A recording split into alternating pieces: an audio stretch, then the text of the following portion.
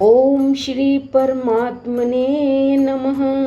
7वां अध्याय। श्री कृष्ण भगवान बोले, हे पार्थ, तू मेरे में अनन्य प्रेम से आसक्त हुए मन वाला और अनन्य भाव से मेरे परायण होकर योग में लगा हुआ मुझको संपूर्ण विभूति, बल, ऐश्वर्यादि गुणों से युक्त सबका आत्म रूप जिस प्रकार संशय रहित जानेगा उसको सुन। मैं तेरे लिए इस रहस्य सहित तत्व ज्ञान को संपूर्णता से कहूँगा कि जिसको जानकर संसार में फिर और कुछ भी जानने योग्य शेष नहीं रहता है। हजारों मनुष्यों में कोई ही मनुष्य मेरी प्राप्ति के लिए यत्न करता है और उन यत्न करने वाले योगियों में भी कोई ही पुरुष मेरे परायण हुआ मेरे को तत्व से जानता है, अर्थात मर्म से जानता है। हे अर्जुन, पृथ्वी, जल, अग्नि, वायु और आकाश तथा मन, बुद्धि और अहंकार भी ऐसे यह 8 प्रकार से विभक्त हुई मेरी प्रकृति है। यह 8 प्रकार के भेदों वाली तो अपरा है, अर्थात मेरी जड़ प्रकृति है। और हे महाबाहो,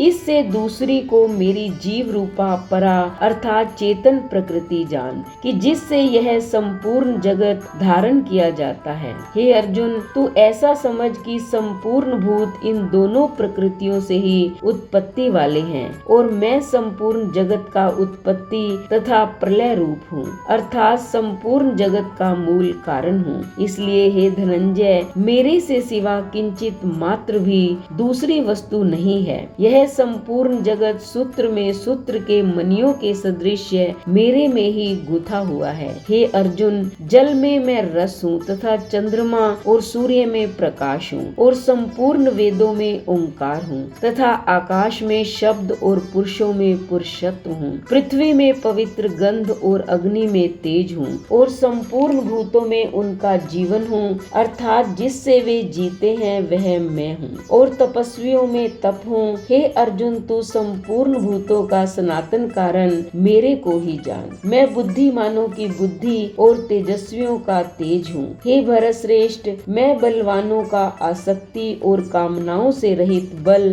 अर्थात सामर्थ्य हूँ और सब भूतों में धर्म के अनुकूल अर्थात शास्त्र के अनुकूल काम हूँ। और भी जो सत्व गुण से उत्पन्न होने वाले भाव हैं और जो रजोगुण से तथा तमोगुण से होने वाले भाव हैं, उन सबको तो मेरे से ही होने वाले हैं ऐसा जान, परंतु वास्तव में उनमें मैं और वे मेरे में नहीं है। गुणों के कार्य रूप सात्विक, राजस और तामस, इन तीनों प्रकार के भावों से अर्थात राग, द्वेष आदि विकारों से और संपूर्ण विषयों से ये सब संसार मोहित हो रहा है। इसलिए इन तीनों गुणों से परे मुझ अविनाशी को तत्व से नहीं जानता, क्योंकि यह अलौकिक अर्थात अति अद्भुत त्रिगुणमयी मेरी योग माया बड़ी दुस्तर है। परंतु जो पुरुष मेरे को ही निरंतर भजते हैं वे इस माया को उल्लंघन कर जाते हैं, अर्थात संसार से तर जाते हैं। ऐसा सुगम उपाय होने पर भी माया द्वारा हरे हुए ज्ञान वाले और आसुरी स्वभाव को धारण किए हुए तथा मनुष्यों में नीच और दूषित कर्म करने वाले मूढ़ लोग तो मेरे को नहीं भजते हैं। हे भरतवंशियों में श्रेष्ठ अर्जुन, उत्तम कर्म वाले अर्थार्थी, आर्त, जिज्ञासु और ज्ञानी अर्थात निष्कामी ऐसे 4 प्रकार के भक्त जन मेरे को भजते हैं। उनमें भी नित्य मेरे में एक ही भाव से स्थित हुआ अनन्य प्रेम भक्ति वाला ज्ञानी भक्त अति उत्तम है, क्योंकि मेरे को तत्व से जानने वाले ज्ञानी को मैं अत्यंत प्रिय हूँ और वह ज्ञानी मेरे को अत्यंत प्रिय है। यद्यपि ये सभी उदार हैं अर्थात श्रद्धा सहित मेरे भजन के लिए समय लगाने वाले होने से उत्तम है, परंतु ज्ञानी तो साक्षात मेरा ही स्वरूप है ऐसा मेरा मत है, क्योंकि वह स्थिर बुद्धि ज्ञानी भक्त अति उत्तम गति स्वरूप मेरे में ही अच्छी प्रकार स्थित है।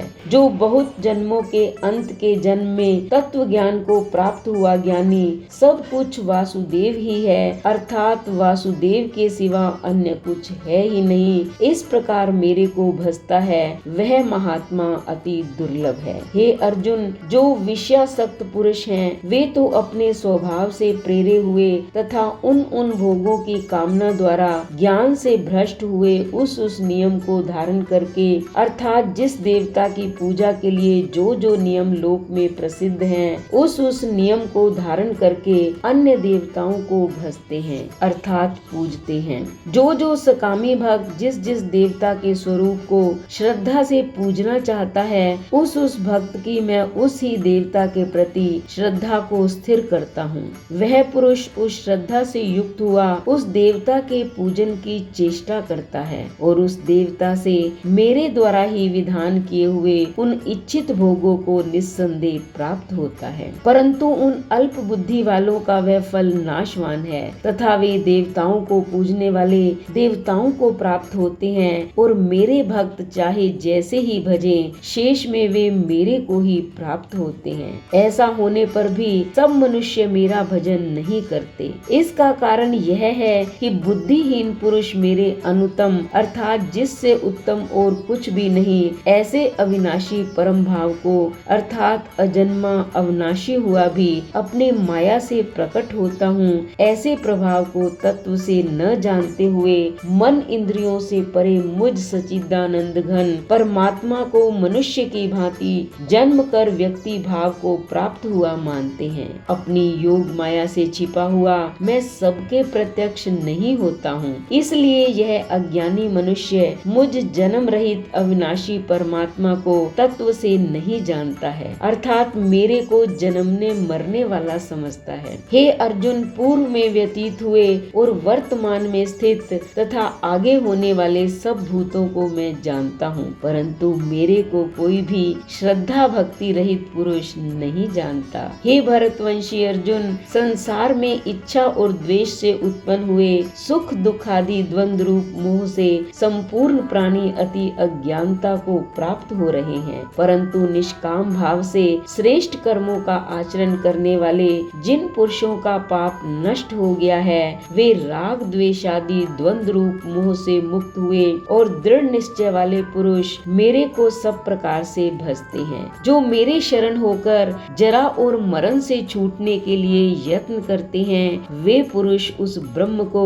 तथा संपूर्ण अध्यात्म को और संपूर्ण कर्म को जानते हैं। जो पुरुष अधिभूत तथा अधिदैव के सहित तथा अधियज्ञ के सहित सबका आत्म रूप मेरे को जानते हैं अर्थात जैसे भाप, बादल, धूम, पानी और बर्फ ये सभी जल स्वरूप हैं, वैसे ही अधिभूत, अधिदैव और अधियज्ञ आदि सब कुछ वासुदेव स्वरूप हैं। ऐसे जो जानते हैं वे युक्त चित्त वाले पुरुष अंत काल में भी मुझको ही जानते हैं अर्थात प्राप्त होते हैं। इति श्रीमद् भगवत गीता रूपी उपनिषद एवं ब्रह्म विद्या तथा योग शास्त्र विषयक श्री कृष्ण और अर्जुन के संवाद में ज्ञान विज्ञान योग नामक 7वां अध्याय समाप्तम।